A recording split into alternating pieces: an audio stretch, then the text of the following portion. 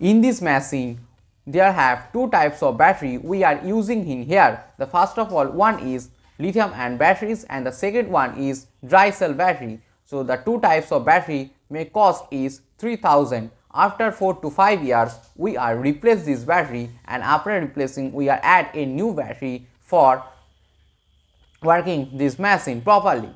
So there have a 3000 rupees for we are invest in this machine after 4 to 5 years. Machine is built in such a way that it can serve a long time. It will cost to 30,000 to make this machine, and whenever sells this we get profit 30,000, and the machine is designed in such a way that it can be easily manufactured in a short time period and very low cost. in such a manner that it can be quickly assembled with no amount of time and in having minimum effort.